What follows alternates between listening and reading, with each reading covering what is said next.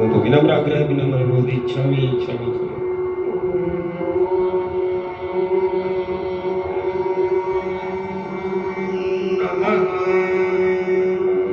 ओम नमः सिद्धेभ्यः। ओम नमः सिद्धेभ्यः। ओम नमः सिद्धेभ्यः। ओम नमः सिद्धेभ्यः। ओम नमः सिद्धेभ्यः। नमो अरिहन्ताणम्।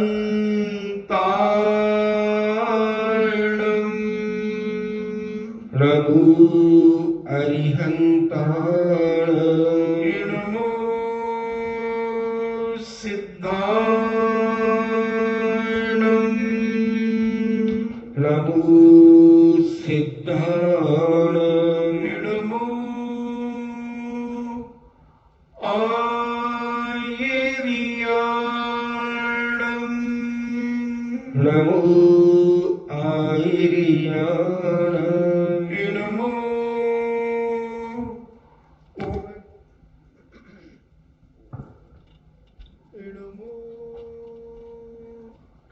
उबज्झायाणम्।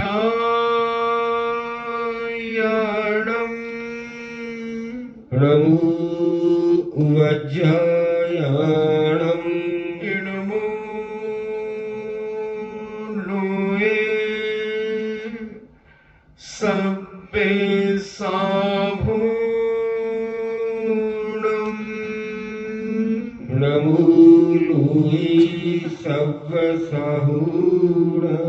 पंच परमेष्टि भगवान के जय। अहिंसामयी वीतराग विश्व धर्म की जय। देवादिदेव 1008 श्री आदिनाथ भगवान की जय। देवादिदेव 1008 चिंतामणि घोर उपसर्ग विजेता श्री पार्श्वनाथ भगवान की जय। देवादिदेव 1008 शासन नायक बाल ब्रह्मचारी भगवान महावीर स्वामी की जय। परम पूजनीय आचार्य शिरोमणि गुरुवर श्री कुंद कुंद महामुनि राज की जय। परम पूजनीय आचार्य शिरोमणि गुरुवर श्री विद्यासागर जी महामुनि राज की जय। परम पूजनीय निर्व्यापक श्रवण मुनि श्री सुधा सागर जी महाराज की जय। परम पूजनीय 3,9 करोड़ महामुनि राजों की जय। तपोदय अतिशय क्षेत्र की जय। परम पूज्य श्री लक्ष्मी गंभीर सागर जी महाराज की जय।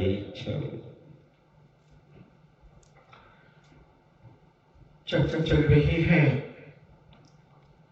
दशलाक्षण पर्व की कि आचार्य परमेष्टि के मूल गुणों में जो 10 धर्म होते हैं और पूज्य मुनिराज आचार्य परमेष्टि उनका किस प्रकार से पालन करते हैं अपने जीवन में। ये बात अपन विगत 2 दिनों से लगभग सुन रहे हैं और ये मार्दव धर्म के नाम से ये दूसरा धर्म जाना जाता है। इसमें मार्दव धर्म को पालन करने से बहुत सारे जीवन में फायदे होते हैं। जब व्यक्ति अहंकार से दूर हो जाता है तो उसके जीवन में एक शांति उत्पन्न हो जाती है और वो विचार करता है मैं अहंकार किसका करूं, किस चीज का अहंकार करूं। कोई पहली बार अगर कोई चीज को मैंने पाया हो तो उसका अहंकार करूं। सारी चीजें मैं अनंतों बार प्राप्त कर चुका। ऐसी दुनिया में कोई भी चीज नहीं है जो अपन को पहली बार मिल रही है। ऐसी तीन लोक के अंदर कोई भी वस्तु नहीं है जो हमें पहली बार मिल रही, अनंतों बार मिल गई, हर चीज मिल गई।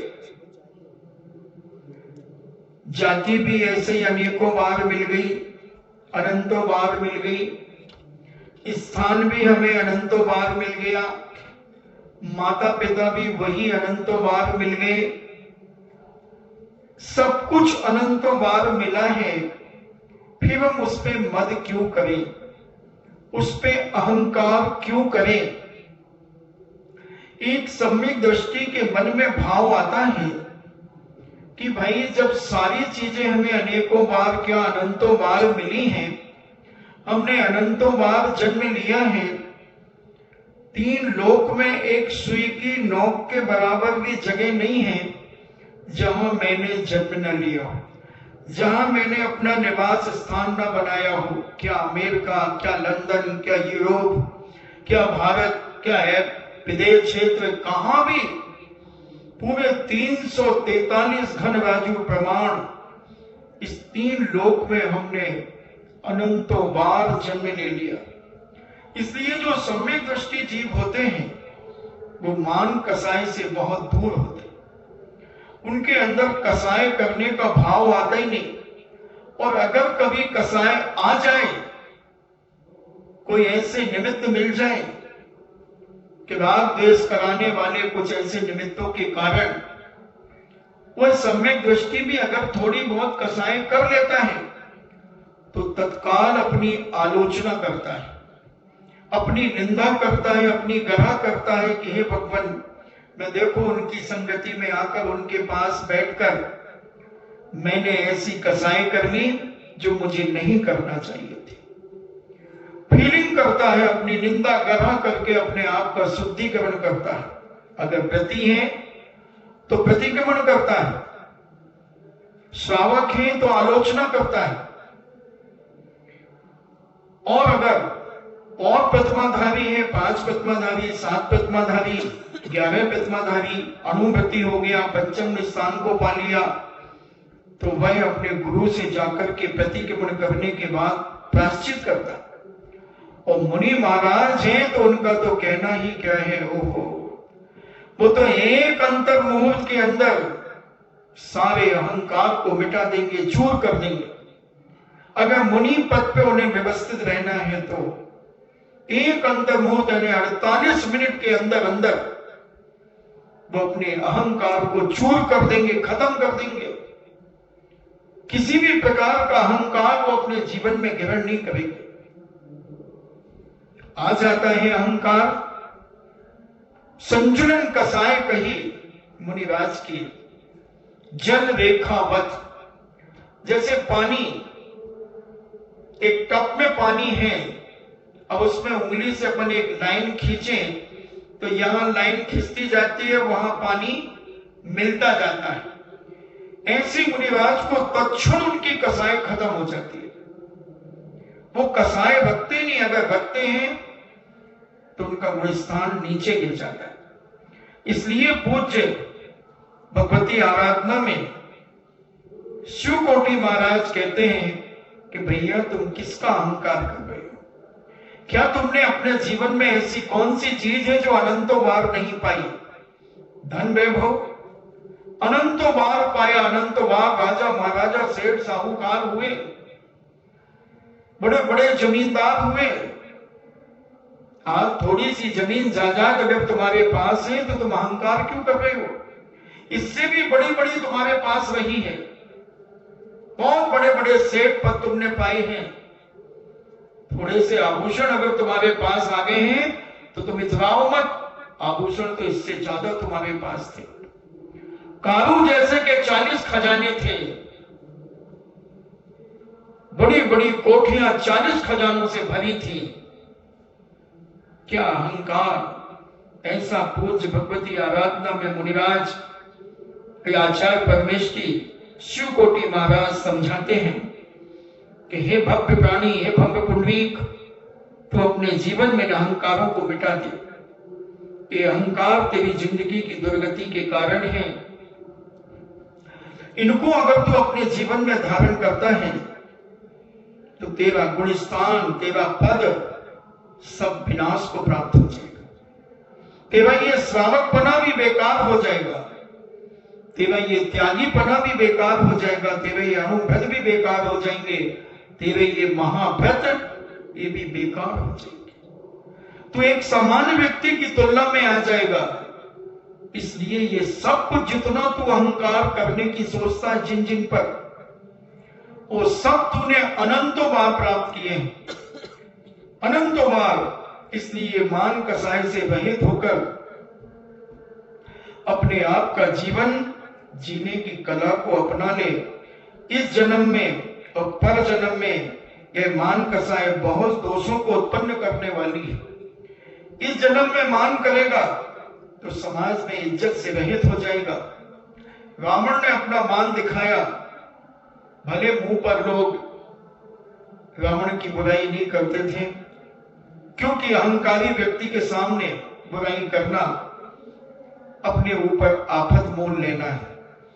तो लोग उसकी हाँ में हाँ तो मिला देते थे, मगर अंदर से बहुत दुखी हो जाते थे, बहुत दुखी होते थे, क्योंकि ये मानी व्यक्ति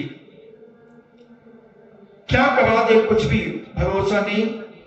तो ये वर्तमान में तो दोषों से भरा ही होता है और मरण करके अगले जन्म में भी बहुत से दोष उत्पन्न कर लेता है। ऐसा जान करके सत्पुरुष, महापुरुष, सज्जन पुरुष, साधु पुरुष अपने मान कसाई को निकालना ही चाहते, निकालते ही जाते हैं, कोशिश करते हैं कि हे भगवान अब मुझे किसी प्रकार का मान ना आए, किसी प्रकार का अहंकार मेरे मन में उत्पन्न ना हो। ऐसी भावना सत्पुरुष करते चले जाते हैं और उसका निग्रह करते चले जाते हैं। उत्तम मार्ग और धर्म के गुण और उसके प्रतिपक्षी जो मान कसाए हैं उनको अपन समझ रहे हैं कि जो मार्ग धर्म से युक्त होता है उस व्यक्ति को क्या फायदे होते हैं और जो मान कसाई से युक्त होता है उस व्यक्ति के क्या क्या दोष उसके जीवन में उत्पन्न होते हैं। ये अगर एक विवेकशील व्यक्ति समझ ले, धर्मात्मा व्यक्ति से समझ ले, तो वह इस पवित्र उत्तम मार्ग और धर्म को समझकर अपने जीवन में उस धर्म को अंगीकार कर लेता है। इस गुण से, मार्ग और धर्म से कौन कौन से गुण प्राप्त होते हैं, कि कभी तुमने सोचा कि मार्ग यानी जो व्यक्ति विनयशील होता है, मान से रहित होता है, उस व्यक्ति को लोग बड़ा ठंडा व्यक्ति कहते हैं। बोले भैया वो बहुत ठंडा है, उसको तेजना नहीं आती, उसे क्रोध नहीं आता, उसके अंदर मान भाव नहीं आता। मार्ग धर्म के कारण सज्जनों के समस्त व्रत शील शीतलता को प्राप्त होते हैं और उनके व्रत भी निर्दोष फलते हैं। उन्हें क्योंकि अहंकार नहीं आता तो दिखावा भी उनके अंदर नहीं होता, वो सहज में अपनी चर्या को करते हैं। और एक उपाधि तो मिल ही जाती है कि बड़े सरल है, बड़े नम्र हैं और ठंडा मिजाज है। अपन लौकिक में भी किसी व्यक्ति के लिए कह देते हैं भैया उनका दिमाग तो बहुत ठंडा रहता है, उन्हें उत्तेजना आती नहीं, वो अहंकार तो जानते ही नहीं कि अहंकार क्या होता है। इस मार्ग धर्म से ही मोक्ष रूपी कन्या का वरण कर पाते हैं। अहंकारी व्यक्ति कभी मोक्ष नहीं जा सकता,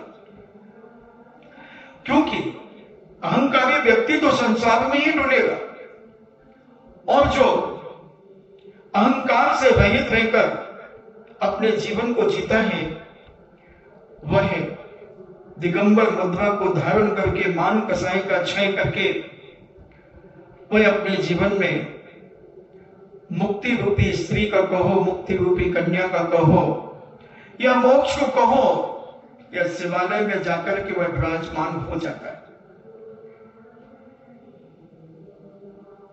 और योगों की कोमलता से, मन वचन काया की कोमलता से धर्मात्मा पुरुषों को समस्त गुणों के साथ साथ समस्त सुख को देने वाला सर्वोत्कृष्ट धर्म प्रकट हो जाता है। जो व्यक्ति इन महान कसायों से रहित होकर मन वचन काय में कोमलता होती है, उसकी वाणी में कोमलता होती है, उसके वचनों में कोमलता और उसके मन में भी कोमलता होती है, और उसकी काय में भी नम्रता दिखती है, अकड़ के नहीं चलता, बहुत विनयशील होकर के चलता है, उठता है, बैठता है, खाता है, पीता है, सोचता है। ऐसे धर्मात्मा पुरुष को समस्त गुणों के साथ साथ समस्त सुखों को भी देने वाला सर्वोत्कृष्ट, यानी सारी दुनिया में जो उत्कृष्ट है, श्रेष्ठ है, महान है, अनुपम है, वह धर्म उसे मिल जाता है और उस धर्म को उसकी आत्मा में प्रकट हो जाता है।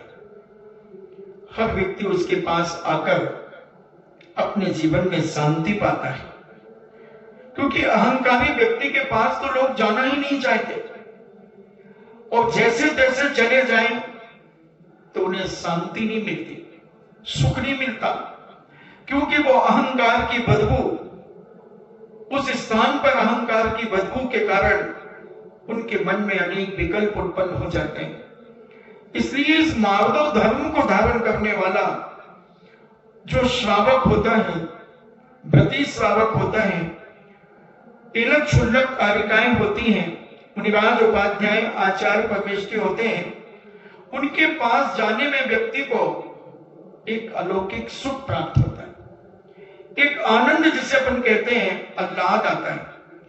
उनके मन की शंकाएं कई बार अपने आप समन को प्राप्त हो जाती है, क्योंकि उनका एक आभा मंडल होता है, उनका एक ऑरा होता है।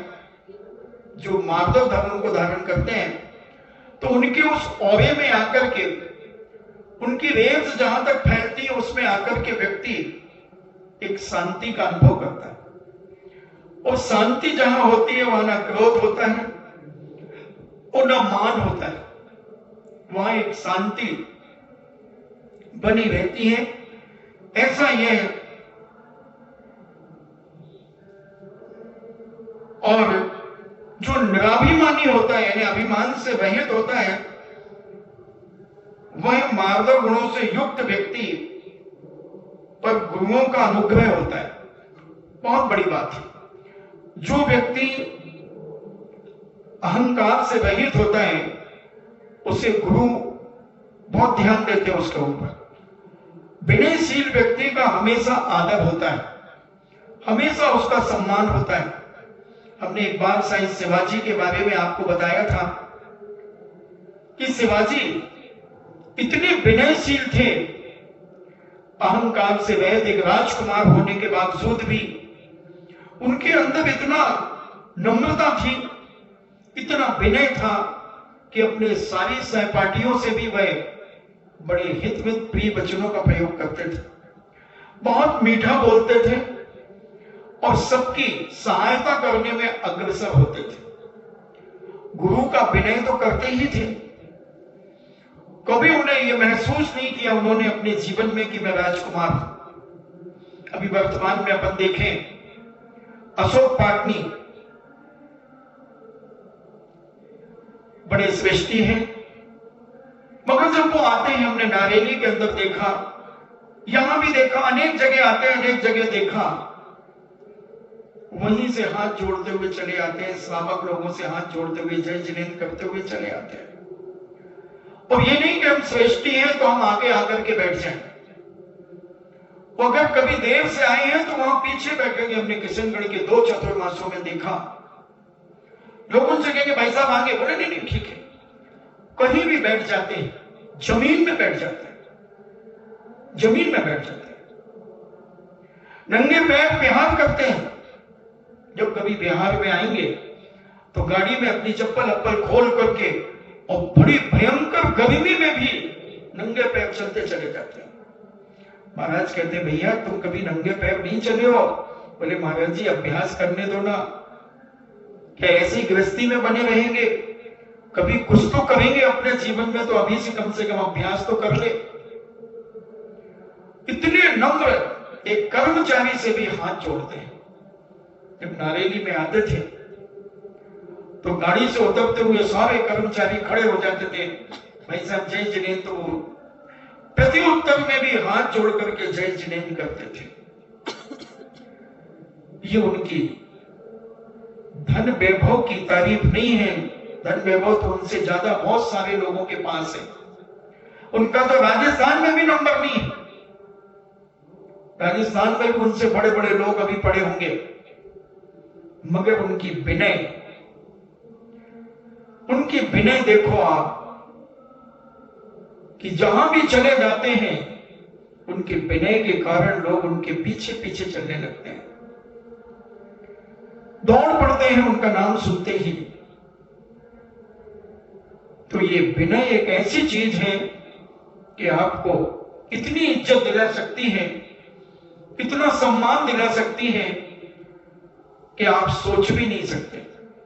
निराभिमानी व्यक्ति, जहां मान समाप्त हो जाता, अभिमान जिसके अंदर से समाप्त हो जाता है, उस व्यक्ति को ये मार्दव गुण यानी विनयशीलता अनेक गुणों से युक्त करके और गुरुओं के माध्यम से अनुग्रह हो जाता है, गुरुओं के माध्यम से भी उनका उपकार होता चला जाता है, उन्हें ऐसा आशीर्वाद मिलता है, ऐसा कुछ उन्हें भगवान से कहो, जिनवाणी मां से कहो, गुरु से कहो, इन्हें देव शास्त्र रूप से उनका अनुग्रह होता है, उनका उपकार होता है। तो विनयशील व्यक्ति का हमेशा हर दुनिया के हर कोने में आदर होता है। हम अपने अंदर से इस विनय धर्म को अंगीकार करने का प्रयास करें, देखा सीखी ना करें, देखा सीखी ना करें। कई बार मुनिराज से कई लोग कहते हैं, महाराज वो वाला आशीर्वाद दो ना। महाराज कहते कौन सा वाला? महाराज जी वो वाला। कौन सा वाला? जो अशोक पाटनी को देते हो। महाराज कहते दे दूंगा, मुझे क्या फर्क पड़ता है, मगर जो अशोक पाटनी करता है वो तुम करने लगो। वो जो करता है तुम करने लगो। वो दारू पीता है, वो सिगरेट पीता है, वो व्यसन करता है, वो क्या करता है तुम देखो। तुम अभिषेक पूजन करते हो? बोले नहीं महाराज जी अभिषेक पूजन नहीं करते। तो वो तो अभिषेक पूजन भी करता है, वो दान देता है, वो हार दान देता है, वो क्या क्या करता है, तुम वो करने लगो, तुम्हें अपने आप आशीर्वाद मिलने लगेगा, अपने आप मिलने लगेगा, और अपने आप तुम्हारी इज्जत दिन दूनी रात चौगुनी बढ़ती चली जाएगी। तुम देख लो, तुम अपनी कमाई का कितने % दान करते हो और वो कितने % करता है, देख लो। तुमने अभी तक अपनी जिंदगी में कितना दान दिया और कितना कमाया? 2%, 3% से ज्यादा कोई ने दान नहीं दिया होगा अपनी कमाई का। आशीर्वाद तो साधु देता है, सबको देता है, भगवान का भी खूब आशीर्वाद मिलता है, हर व्यक्ति को मिलता है, मगर जितना तुम निराभिमानी होगे, जितना तुम अभिमान से रहित होगे, उतना समाज से भी बहुमान मिलेगा, धर्म गुरुओं से भी अनुग्रह होगा, उपकार होगा, हर जगह तुम्हारा मान सम्मान बढ़ेगा। इसलिए निराभिमानी होकर के अपने जीवन की जिंदगी को जियो। साधु जन भी उसे ही साधु मानते हैं जो विनयशील होता है, जो अपने गुरु से ही अकड़ के बात करे, जो गुरु की ही बुराई करे, जो गुरु को ही अपमान करे, गुरु का आदब सम्मान न करे, उस व्यक्ति को गुरु से भी कुछ नहीं मिल पाता और न गुरु उसे कुछ दे पाते हैं। और गुरुजनों के अनुग्रह से वह सम्यक ज्ञान आदि का पात्र हो जाता है। जो विनयशील होता है वो सब कुछ पा लेता है। शिवभूति महाराज की बात आती है कि मुनि दिगंबर मुद्रा को धारण करने वाले पूज्य मुनिराज मगर द्रव्य सुख उनके पास नहीं था, ज्ञान नहीं था, मगर विनय करने में इतने महान थे, अपने गुरु की विनय करने में पूरा जीवन लगा दिया और गुरु ने उनको पढ़ाने के लिए पूरा समय दे दिया, मगर वो पढ़ नहीं पाए। मगर विनयशील इतने थे, इसलिए जैनाचार्यों ने कहा विनय मोक्ष द्वारम, विनय मोक्ष का द्वार है। विनयशील व्यक्ति मोक्ष का रास्ता खोल लेता है, मोक्ष का रास्ता खोल लेता है। और शिवभूति महाराज इतने विनयशील हुए, इतने विनयशील हुए कि उन्होंने गुरु से भी पहले मोक्ष चले गए, गुरु से पहले मोक्ष चले गए। तो जितना हम विनय अपने जीवन में करें, उस विनय के माध्यम से हमें सम्यक ज्ञान, सम्यक चारित्र्य, सम्यक दर्शन यानी रत्नत्रय की प्राप्ति होती है और उस रत्नत्रय का पात्र एक न एक दिन मोक्ष को प्राप्त कर लेता है। ऐसा विनयशील व्यक्ति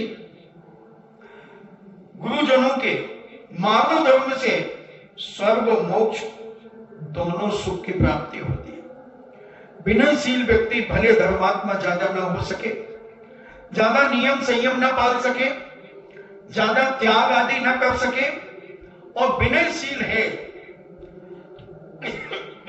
विनयशील है तो वह स्वर्ग तो चला ही जाएगा, स्वर्ग तो मिल ही जाएगा। और स्वर्ग में जाकर के जब साक्षात अकृत्रिम चैत्यालयों के दर्शन करेगा, श्रीमंदर स्वामी के समोसरण में जाएगा, तो वहां सम्यक दर्शन आदि प्राप्त कर लेगा और सम्यक दर्शन प्राप्त करके पुनः इस मृत्यु लोक में, मनुष्य लोक में आएगा और मुनि बनकर के मोक्ष चला जाएगा। इसलिए विनय से कई फायदे हैं, बहुत सारे फायदे इस मानव धर्म को धारण करने से। हम अपने जीवन का परभव भी सुधार लेते हैं और ई भाव भी सुधार लेते हैं। इस भाव में भी हमें इज्जत मिलती है, हमारी विनयता से, हमारी व्यवहारिकता से, हमारे नियम संयम से, विनय से, तो इधर भी इज्जत मिलती है। और मरण करने के बाद, स्वर्ग आदि में जाने के बाद, वहां भी साक्षात अकृत्रिम चैत्यालयों की वंदना करने पर, साक्षात जिनेन्द्र भगवान के समोसरण में जाने पर, वहां पर भगवान की भक्ति और गुणानुवाद करके सम्यक दर्शन प्राप्त कर लेता है।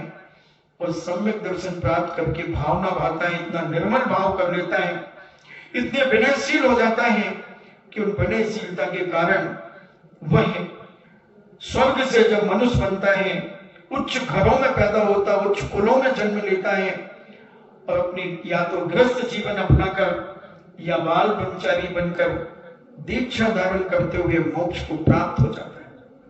इसलिए हम अपने जीवन में इस माधव धर्म को अपनाएं। निवाभिमानी मनुष्य स्वजन और परिजन को भी प्रिय होता है। जो विनयशील होता है, आप देखना घरों में जो बच्चा कम बोलता है और बड़ों की विनय करता है, छोटों को प्यार करता है, उसकी घर में भी इज्जत होती है। सुबह उठकर के माता पिता के चरण छूता है, छोटे बच्चों से प्यार करता है, मोहल्ले पड़ोस में अच्छा हित मित प्रिय वचन बोलता है, सबसे जय जिनेन्द्र करता है, सबके कार्यों में अग्रसर रहता है, तो मोहल्ले यानी परिजन के लोग और घर के लोग उसकी तारीफ के पुल बांधते रहते हैं, उसकी इज्जत करते रहते हैं। मोहल्ले पड़ोस वाले कहते भाई क्या बेटा पैदा किया आपने, जहां मिल जाता वहीं कहता अंकल जी जय जिनेन्द्र, चाची जी ढोक, इतने विनय से बोलता है, ऐसा लगता है कभी कभी तो ये बोलता रहे और हम सुनते रहे, इतना मीठा बोलता है। क्या खिलाया तूने, शक्कर पिलाई क्या इसको, इतना मीठा बोलता है। कोई नहीं भाई, तुम तो जबरदस्ती तारीफ करो, ऐसा थोड़ी है वो। तूने पहचान नहीं तुझे अपने बेटे की, पड़ोसन कह रही है तुझे अपने बेटे की पहचान नहीं, सारे मोहल्ले से पूछ क्या इज्जत है तेरे बेटे की। कहीं खड़ा हो जाए और कह चाची एक गिलास पानी दे दो, तो चार अड़ोस पड़ोस के 4 गिलास लाके रख दे उसको। कोई कहेगा नहीं नहीं हमारा पियोगे, कोई कहेगा नहीं हमारा पियोगे, कोई कहेगा चलिए नहीं ये शरबत पी ले, कोई कहता नहीं ये ठंडाई पी ले।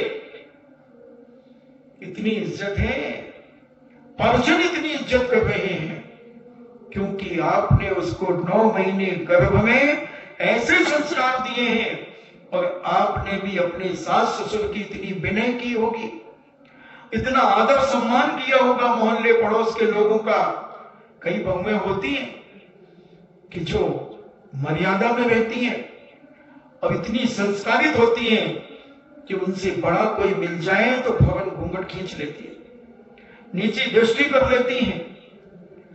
तो उन बुजुर्गों की उसे दुआएं मिलती हैं, उन बुजुर्गों का सम्मान वो करती है और उन्हें उनका आशीर्वाद मिलता है। और आदमी यही तो देखता है, और क्या जाना है साथ में, तुम्हारा व्यवहार ही तो साथ में जाना है, तुम्हारे किए हुए क्रियाकलाप ही साथ में जाना है।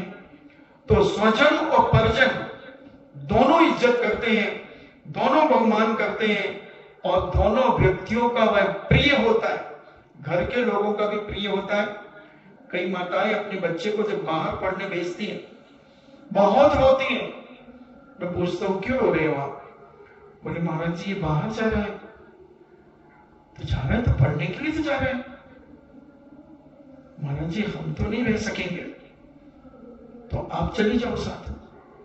बहुत सारी माताएं अपने बेटों के साथ कोटा में रहती है, अपने हाथ से भोजन बना करके खिलाती हैं अपने बेटे को, अपनी आंखों के सामने रखती हैं कि मेरा बेटा मेरी आंखों से ओझल ना हो जाए। और वो प्रतिदिन चरण छूता है अपनी मां के, कोचिंग में अपने गुरु जी के, अपने मित्रों से नमस्ते करता है, जय जिनेन्द्र करता है। तो मित्रों में भी उसे इज्जत मिलती है। इसलिए तो कहा पहला सुख निरोगी काया, पहला सुख निरोगी काया। तो आपने पूर्व जन्म में मान से रहित रहे होगे, अहंकार से रहित होगे, विनयशील होगे, तो शरीर निरोग मिला। पहला सुख निरोगी काया। दूसरा सुख घर में हो माया, घर में दंदोलत। तीसरा सुख कुलवंती नारी, कुलवंती नारी। चौथा सुख सुत आज्ञाकारी, यानी आपके बच्चे आज्ञाकारी हो। पांचवा सुख सज्जन वासा, आसपास के लोग अच्छे सज्जन पुरुष रहते हो। छठा सुख मित्र घनेरे, यानी बहुत सारे आपके मिलने जुलने वाले लोग हों। आप जहां चले जाएं तो आप जिस जगह रुक जाएं 10-5 और भाई और कब आए कब आए। आप तो हमने सुना यात्रा गए थे, हाँ वो तो मैं दीपावली के पहले गया था। अच्छा अच्छा हाँ तो कब आए आप यहाँ कब आए? मैं आज ही सुबह आया। अच्छा चलो घर चलो। नहीं अभी थोड़ा यहाँ रिश्तेदारी में आया हूं, तो आप आओ, मैं 2 घंटे बाद आऊं। ये कहां से मिल रही है तुम्हें इज्जत? ये परजन तुम्हें कैसे इज्जत दे रहे हैं? तुमने पूर्व जन्म में और वर्तमान में अभिमान से रहित होकर के अपना जीवन जिया, और उसी का ये प्रभाव है कि आदमी आपको आदर और सम्मान देगा। आप जैसे दिखते हैं, आदमी कितना भी काम में फंसा हो, एक बार वो आपको देख करके जय जिनेन्द्र कर ही लेता है, नमस्कार कर लेता है।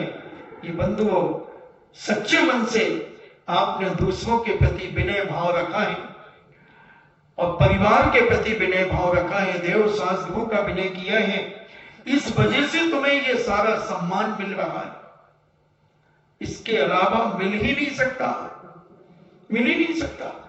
तो ऐसा हम अपने जीवन में स्वजन और परजन से अगर प्रेम चाहते हैं तो हमें विनयशील बनना होगा। और जो व्यक्ति विनयशील होता है, अभिमान से रहित होता है, स्वाभिमान से युक्त होता है, उस व्यक्ति को सदा उसका ज्ञान वृद्धि होती चली जाती है, उसका यश फैलता है, चारों तरफ से उसकी इज्जत बनती है। यश फैलना मतलब उसकी चारों तरफ से इज्जत होती है, बहुत इज्जत होती है उसकी। कोई अगर उसके बारे में बुराई कर दे तो 100 आदमी खड़े हो जाएंगे, क्या बात करते हो जी, इसके अंदर ऐसा भाव नहीं है, ये बहुत सही आदमी, हम जानते हैं इसको वर्षों से, हमारे मोहल्ले में रहते, हमारे पड़ोस में रहता है, आप इसके ऊपर उंगली नहीं उठा सकते, आप गलत सुना आपने इनके बारे में।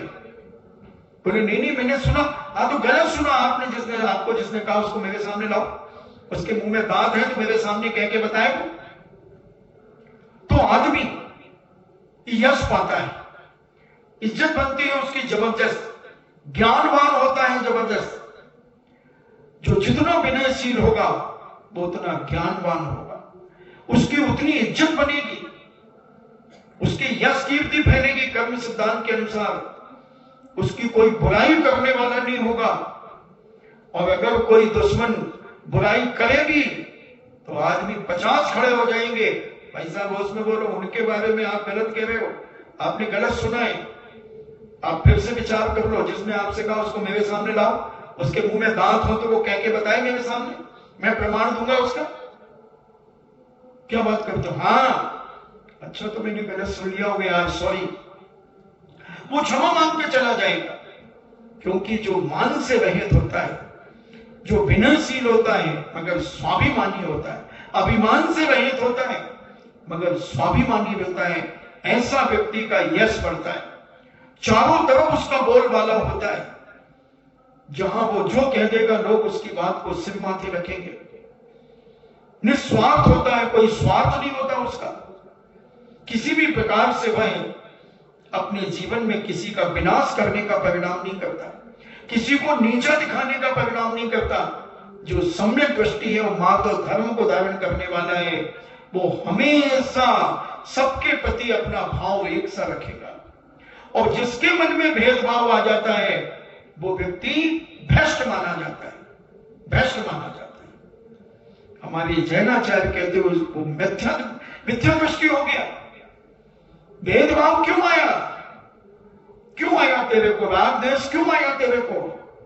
राग देश करने वाला व्यक्ति कभी धर्मात्मा नहीं हो सकता, कभी सम्यक दृष्टि नहीं हो सकता, वो अहंकारी हो सकता है, और अहंकारी कभी साधु नहीं हो सकता, त्यागी व्यक्ति नहीं हो सकता।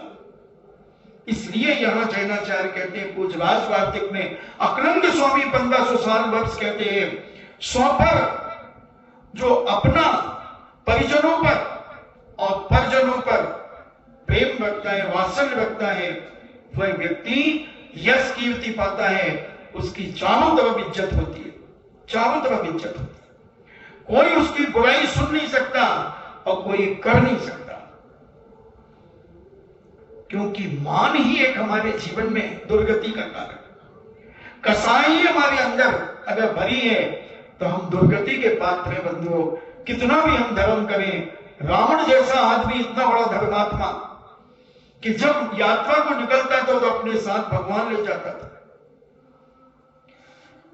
एक जगह की घटना आती है रावण की, कि रावण ने रेत की प्रतिमा बनवाई, रेत की प्रतिमा बनवाई और एक सूखी नदी में वहां स्थापित करके उनका दर्शन पूजन किया।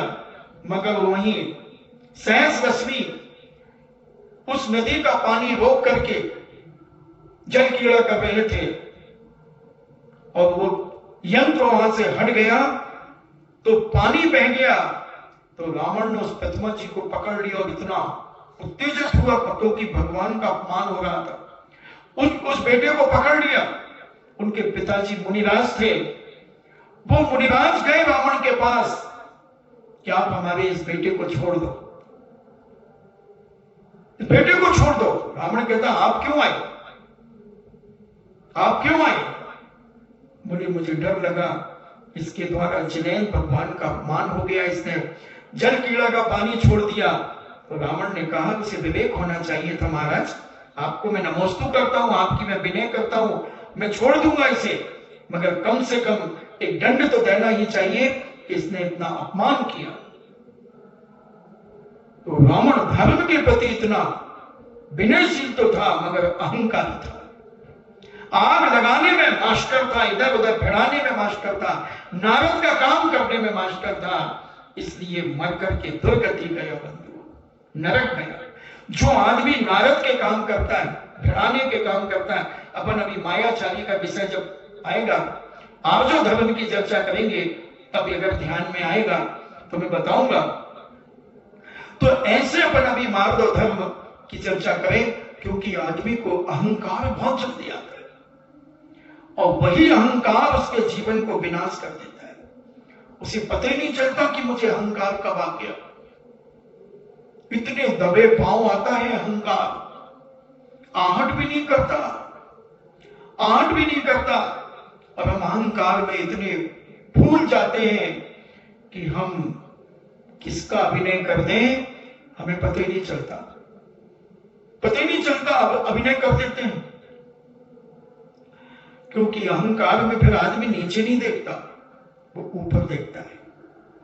नीचे कौन कुचला जा रहा है उसे पता ही नहीं चलता। तो यहां पर जो निराभिमानी होते हैं, जो स्वाभिमानी होते हैं और जो अहंकार से रहित होते हैं, मार्ग और धर्म से युक्त होते हैं, ऐसे श्रावक हो, व्रती हो, एलक छुल्लक हो, आरिका जी हो, मुनिराज, पूज्य मुनिराज हो, पूज्य उपाध्याय परमेश हो, पूज्य आचार्य परमेश हो, इनकी ख्याति फैलती है, इनकी हर तरफ इज्जत होती है, हर व्यक्ति इनको सम्मान देता है। और जिसके अंदर ये अहंकार होता है उस आदमी की कहीं ना कहीं से बेइज्जती होगी, उसको लोग पसंद नहीं करेंगे, क्योंकि वो राग द्वेष फैलाएगा, वो कसाय फैलाएगा। तो ऐसे व्यक्ति से सज्जन व्यक्ति दूर रहना चाहता है, दूर रहना चाहता है कि भैया ना रहेगा बांस और ना बजेगी बांसुरी, ना हम राग द्वेष की बातें सुनेंगे, ना अपना मन खराब करेंगे। और राग द्वेष की बातें सुनने से मन तो खराब होता ही। पंचम काल है, इतना सहनशील आदमी नहीं है कि वो राग द्वेष की बातें सुनकर के यहां से सुने और यहां से निकाल दे। कोई ना कोई राग द्वेष की बात अंदर भी चली जाती है, तो वो आग लगाने का काम करती है। इसलिए जो विवेकशील व्यक्ति होता है, सज्जन व्यक्ति होता है, साधु पुरुष होते हैं, वो इन कसायों से बच करके दूर रहते हैं। न देख, बुंदेलखंड में कहावत है, न देखे न भौंके। अगर एक कुत्ता किसी को नहीं देखता तो भौंकता नहीं, जब दूसरा कुत्ता दिख जाए तो वो भौंकना शुरू कर देता है।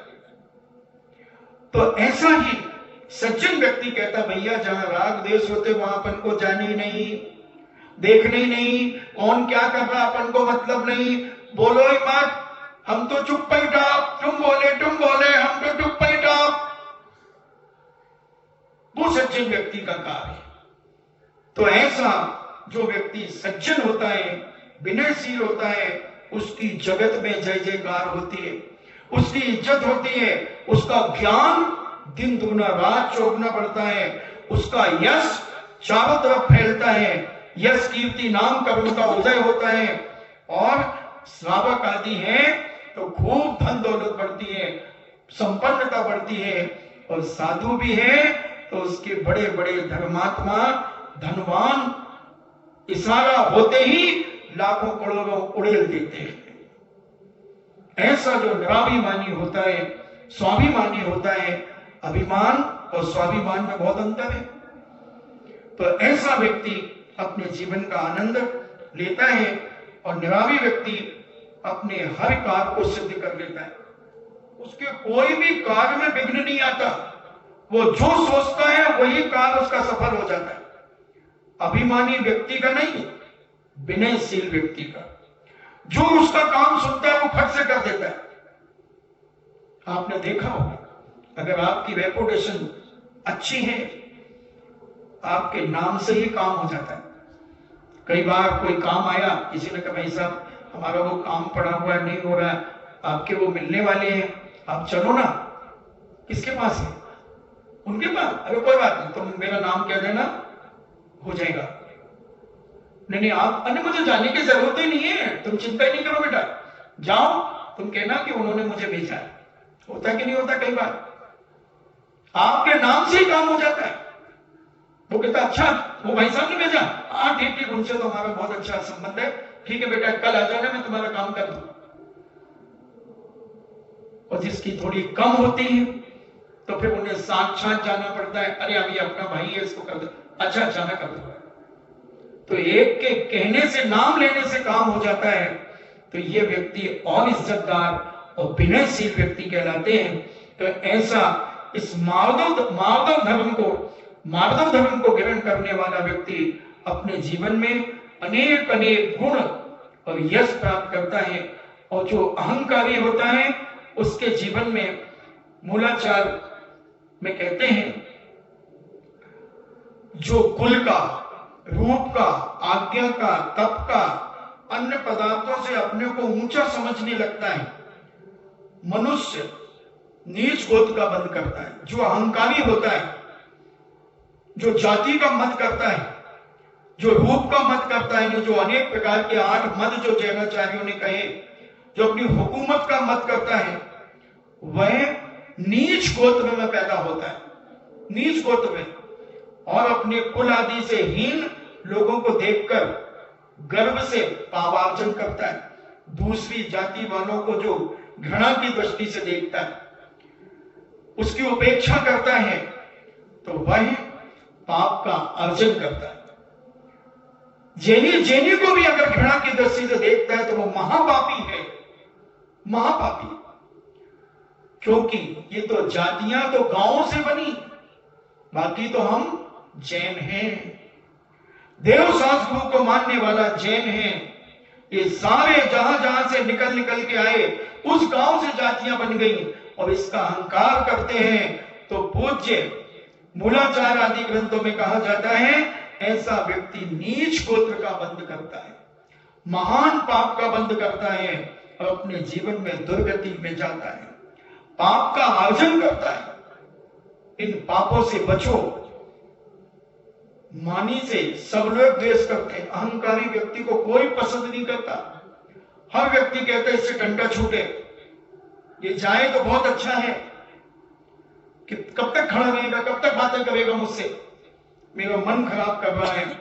और मानी जन कलह पैदा कराते हैं, जो अहंकारी होते हैं वो आपसी में फूट पैदा कराते हैं, कलह पैदा कराते हैं, बैर पैदा कराते हैं, भय उत्पन्न करा देते हैं और अनेक जन्मों में दुखों को प्राप्त होते हैं और दूसरों को भी कराते हैं। इसलिए ऐसे अहंकारियों से सदा दूर रहना। जो भी अपने आप को सज्जन मानता हो, जो भी अपने आप को साधु पुरुष मानता हो, जो भी अपने आप को देव शास्त्रों का भक्त मानता हो, जो भी धर्मात्मा मानता हो, जो भी अहिंसा धर्म का पुजारी हो, वो ऐसे लोगों से, अहंकारियों से दूर रहे। सूखी रोटी खा ले चलेगा, उनकी घी चुपड़ी रोटी खाकर उनकी चमचोही करना, अपने पैर पे कुल्हाड़ी मारना है। तो ऐसे अहंकारी व्यक्तियों से, मानी जनों से, जो अहंकारी है, मानी है, ऐसे लोग कलह पैदा कराते। उनका एक ही काम होता है, 2 4 10 लोग अगर अच्छे मिलजुल के रह रहे हैं, उसमें वो आग लगाएंगे, उसमें वो फूट डालेंगे, कोई ना कोई के इधर से उधर भिड़ा करके फूट डालेंगे, बैर पैदा करा देंगे, भयभीत करा देंगे और अनेक जन्मों में दुखों को प्राप्त होता है। ऐसा व्यक्ति इस लोक एवं परलोक में नियम से उसका जगह जगह अपमान होता है। ऐसा पूज्य बट्टकेर स्वामी अपने मूलाचार ग्रंथराज के अंदर कह रहे हैं, जिसका भी हम लोगों ने चातुर्मास में स्वाध्याय किया। और कठोर परिणामों से समस्त व्रतों का नाश हो जाता है, चाहे वो व्रती क्यों ना हो, त्यागी व्रती क्यों ना हो, एलक क्षुल्लक क्यों ना हो, आरिका क्यों ना हो, ब्रह्मचारी क्यों ना हो, मुनिराज क्यों ना हो, उपाध्याय क्यों ना हो, आचार्य परमेश्वरी के पद पे क्यों ना हो, अगर वह कठोर परिणामी है, अगर उसे क्रोध आता है, छोटी छोटी बातों पर उत्तेजित होता है, तो वह व्यक्ति अपने समस्त व्रतों को नाश कर लेता है। उसके व्रत खत्म हो जाते हैं और वह निंदनीय नरक गति का साधन प्रकट करता है, वह नरक में प्रवेश करता है। क्योंकि व्रत किस लिए लिए थे? शांति प्राप्त करने के लिए, आत्म कल्याण के लिए, मन को शांत करने के लिए। और तेरे मन में तो दुनिया फितूरी घूम रही है, दुनिया की, इसको उसको भिड़ा रहा है, इसको छेड़ रहा है। तो फिर इधर जैनाचार्य कहते हैं, मूलाचार्य प्रदीप में सकल कीर्ति महाराज कहते हैं कि वो नरक का साधन अपने पास इकट्ठा कर रहा है और उसका सारा यश खत्म हो जाता है, उसके व्रत नष्ट हो जाते हैं और मान से मलिन चित्त व्रत शील आदि गुण भी नहीं रहता, उसका चारित्र भी पतन को प्राप्त हो जाता है और उसका सारा मान सम्मान इज्जत समाज में भी खत्म होती चली जाती है। और आप सबको तो अनुभव कि जो आपके बीच में अहंकारी रहा है उसको कौन पसंद करता है, आप खुद सोचो। पूरे भारत में घूमो, हम तो 9 इंची के पैर से सारे भारत को नापते हैं और आप तो 4 चक्कों की गाड़ियों से कहां कहां जाते हो। जहां हम नहीं जा पाते वहां तुम होके आए और तुमने देखा कि जिन जिन ने अहंकार का सहारा लिया है वो व्यक्ति बेसहारा हो गया, उसके जीवन का विनाश हो गया, उसका जीवन सत्यानाश हो गया। अब यहाँ पूज्य अकलंग स्वामी क्या कह रहे हैं, ओहो बहुत बड़े दार्शनिक थे बंधुओं, बहुत बड़े फिलासफर थे और इतने ज्ञानवान थे, एक बात जिसे सुन लेते थे वो उन्हें कंठस्थ याद हो जाता था, कंठस्थ याद हो जाता था। ऐसे पूज्य राजवाद ग्रंथ में कह रहे हैं, मानी को साधुजन छोड़ देते हैं, यानी जो सज्जन पुरुष है साधुजन है वो उस अहंकारी मानी व्यक्ति को छोड़ देते हैं। जो गुरु की आज्ञा में नहीं रहता उसे गुरु छोड़ देता है। और सर्व विविधाओं की जड़ अहंकार भाव है। जहां अहंकार आ जाए वहां अनेक विविधाएं यानी अनेक परेशानियां उसके जीवन में उपस्थित होती है। कई प्रकार के कर्म उसके उदय में आते हैं, अनेक, क्योंकि 8 कर्म जो 148 कर्म है, ये कर्म उदय में और भी, ये तो मुख्य रूप से 8 कर्म, इनके उत्तर वेद ऐसे असंख्यात कर्म हैं, वो सब उदय में आते हैं क्योंकि वह व्यक्ति अनेक विविधाओं की जड़ है।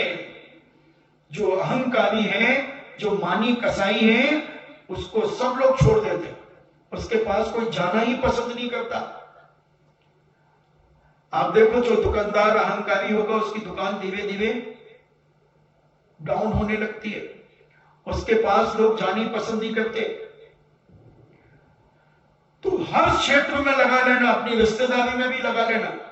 आपका रिश्तेदार अगर कोई धन के अहंकार में आ गया हो, मान लो उसके पास ज्यादा पैसा बढ़ गया हो तुमसे ज्यादा, तो पहले उसकी बोलचाल बहुत अच्छी थी, व्यवहार अच्छा था, और धन दौलत बढ़ने पर उसके व्यवहार में परिवर्तन आ गया, तो आप लोग जब घर में बैठ के चर्चा करते हो तो फिर क्या कहते हो, बर्थो अरे भाई वो तो घणो बोले भाई, मैं तो बात ही ना करूं उससे, जय जिन्हें कर लिया बस कहीं करो भाई, अपन तो ऐसे फालतू के चक्कर में पड़ो ही नहीं।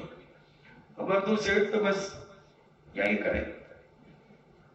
अहंकारी व्यक्तियों की हर तरफ से इज्जत खत्म होती है। ब्रह्मचारी भी अगर अहंकारी है तो उस ब्रह्मचारी को भी न पूछे लोग, व्रती भी है उसे न पूछे, क्षुल्लक एलक भी अगर अहंकारी हो जाए तो उन्हें भी न पूछे कोई, आरिकाएं भी अगर अहंकारी हो जाए तो उन्हें न पूछे, साधु हो जाए तो उन्हें भी न पूछे। आप खुद जानते हो, जब कोई ऐसे साधु आ जाते हैं, तू लगा ले भाई चौका, वो के तू लगा ले ना भाई, मां तो न लगा पाऊं, बर्थो सेठ कहीं मां लगा ले भाई, मारो तो चौको लगे कहीं करा, भूखा थोड़ी भेजा मारा। 2-2 बर्थो है भाई, 2-2 वर्धमान है मकाई, तो वो तो पुण्य कमा लेंगे, वो तो पुण्य कमा लेंगे अपने जीवन में, मगर जो जिसको खिलाया उसकी क्या गति होगी। वो तो विनय से भक्ति कर लेंगे, मगर उन्हें क्या मिलेगा जो खा करके गया है। वो क्या कर रहा है, अब शब्दों का प्रयोग कर रहा है, दूसरों को नीचा दिखा रहा, भिड़ा रहा है समाज को, तो वो व्यक्ति पाप ही कमा रहा है, पापार्जन कर रहा है और भेद डाल रहा है, फूट डाल रहा है समाज में। तो ऐसा व्यक्ति तो दुर्गति का ही पात्र है, पापार्जन कर रहा है। ऐसा पूज्य अकलंग स्वामी कह रहे हैं, बंधु बहुत बड़ी बात है, बहुत बड़ी बात है। तो ऐसा मानी अहंकारी अपने जीवन से निकालो और अपने जीवन को इतना विनयशील और पवित्र बनाओ, यही मनुष्य पर्याय की सार्थकता है। और कहते हैं कुछ प्राणी पूर्व पार्जित मान कसाय के पाप से तिरंज गति को प्राप्त करके, कोई मानी अहंकारी पूर्व पाप के उदय से मान कसाई के पाप से तिरंज गति को प्राप्त हो जाते हैं। हाथी, घोड़ा, ऊंट और गधा आदि की पर्याय में उत्पन्न हो जाते हैं, तब उन पर सतत सवारी की जाती है। थोड़ी सी अवज्ञा करते ही खूब पीटा जाता है। ये वही व्यक्ति हैं जिनके ऊपर लोग बैठ गए। पहले ये लोगों पर बैठे, इन्होंने लोगों को सताया। जब मनुष्य थे लोगों को सताया, अहंकार किया, फूट डाली, फूट डालो राज करो, इधर उधर भिड़ाने का काम किया। तो कर्म कहता अभी तेरे पुण्य का उदय है बेटा, कर ले। पुण्य के उदय में तू जैसी नाच नचाएगा लोग नाच जाएंगे, और बेटा जब पाप का उदय आएगा तो तुझे कोई देखने भी नहीं आएगा। तू सड़ता रहेगा, रोता रहेगा, घुटता रहेगा अंदर ही अंदर, और मर करके त्रियंच योनि में जन्म लेगा। त्रियंच योनि में जन्म लेगा और मर करके घोड़ा, ऊंट, हाथी आदि, गधा आदि बनेगा और सतत तेरे ऊपर बोझ लादा जाएगा। समाज, क्योंकि तूने समाज के ऊपर बोझ लादा, तूने मानसिक तनाव दे दिया समाज को, लोगों को, तो कर्म कहता तेरे ऊपर लदेगा। और ऐसी सवारी, और थोड़ी सी अगर तूने रुकावट की तो फिर वो नकेल कील वाली हंटर जो होते हैं, हाथी को कैसा अंकुश मारते हैं, तो ऐसे ये सारी चीजों की पीड़ा और अत्यधिक भार लादा जाता है। वह सब उन्हें अनाथ और पराधीन बना देता है। मान के कारण ही जीव सुअर में पैदा होता है। गजब हो गया रे। चारित्र सार में कह रहे हैं कि जो व्यक्ति अहंकारी होता है वो सुअर भी बनता है, सुअरों में पैदा होता है। और अत्यधिक मान करने पर पशुओं में अत्यंत दूषित और कष्टमय श्रेणी में जन्म लेता है।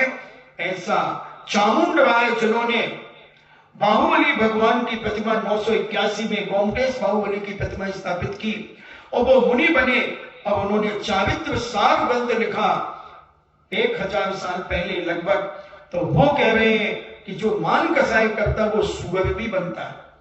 त्रियंच योनि में जाकर सुअर बन करके वो अपनी जिंदगी जीता। और सुअर की जिंदगी देखो कैसी है। जिनको देखना हो अपनी भोजनशाला के पीछे देख आया करो।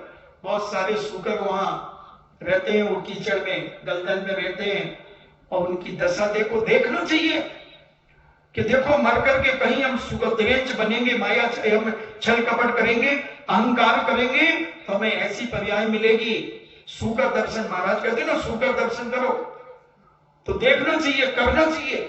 जो आदमी अहंकार करता है उन्हें एक बार सुकर को देखना चाहिए। एक बार 24 घंटे में सुकर दर्शन करना चाहिए, घोड़े का दर्शन करना चाहिए, ऊंट का दर्शन करना चाहिए, गधे का दर्शन करना चाहिए। ऐसा पूज्य आचार्य महाराज कह रहे हैं, मैं अपने मन से एक शब्द भी नहीं कह रहा हूं। जो कुछ भी कह रहे हैं मैं ग्रंथ की प्रमाणिकता के साथ कह रहा हूं। राज वार्तिक ग्रंथ राज हो, और बड़ा दर्शन का ग्रंथ है अकलंग स्वामी का।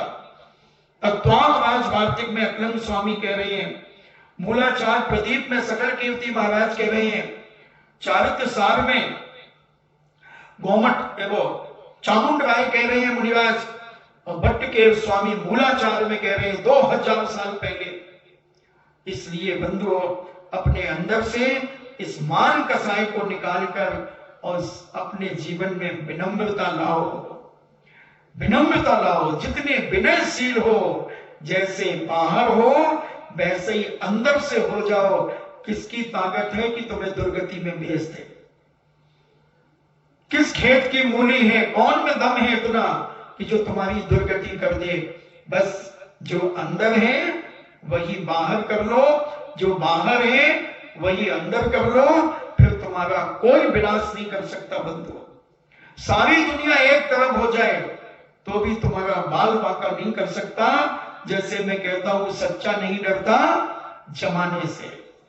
सच कहना, खुश रहना, न राहु का लेना न केतु का देना, मेरा तो सिद्धांत है।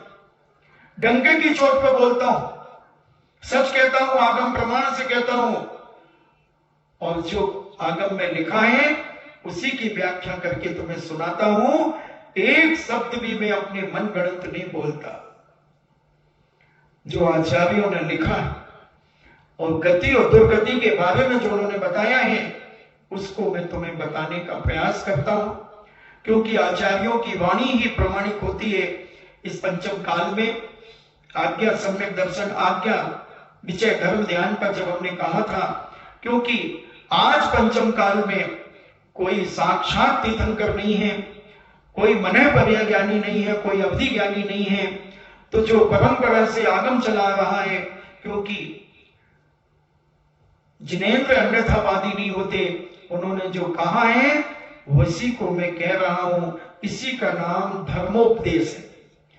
ये स्वाध्याय चल रहा है अपना, धर्मोपदेश, धर्म का उपदेश दिया जा रहा है।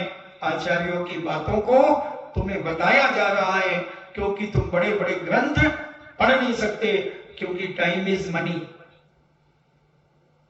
समय तुम्हारे पास धन के समान है, उसे तुम नहीं निकाल सकते समय। तो हमारे जैनाचार्य कहते हैं कि धर्मोपदेश देकर के जो जीव भव्य होंगे, जो अपना आप को सुधारना चाहते होंगे, जो अपनी गलती का एहसास करना चाहते हैं, उनके लिए थोड़ा सा समय निकाल कर उपदेश दे आया करो, जिसमें इनका कल्याण हो जाए।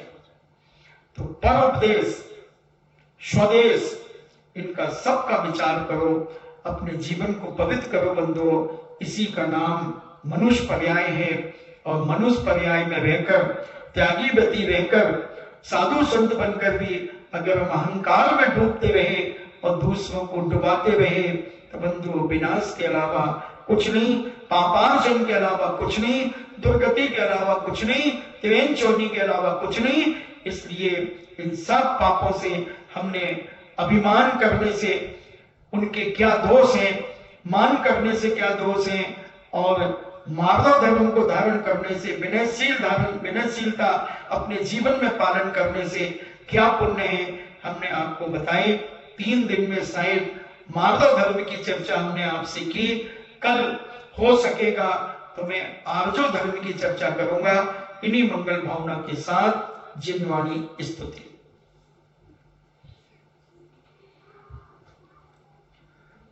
वीर हिमाचल तनिक से गुरु गौतम मुखे मुखे कुंड डरी है।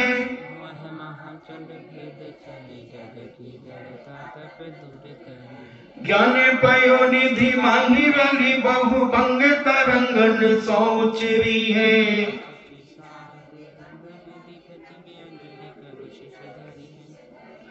या जगे मंदिर में अनिवार्य अज्ञान अंधेरे छयो अति भारी।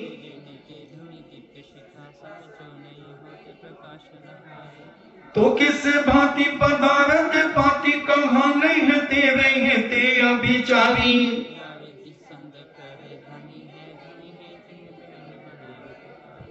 जिनवाणी के ज्ञान से सोचे लोकालोक, सोवाणी मस्तक धरूं सदा देत हूँ धो। हे जिनवाणी भारती तो ही जपो दिन रैन, जो तेरो शरणा गहे सो पावे सुख चैन। देव भजो अरिहंत को गुरु सेवा निर्ग्रंथ, दया धर्म पालो सदा यही मोक्ष का पंथ। नौवा नमोका।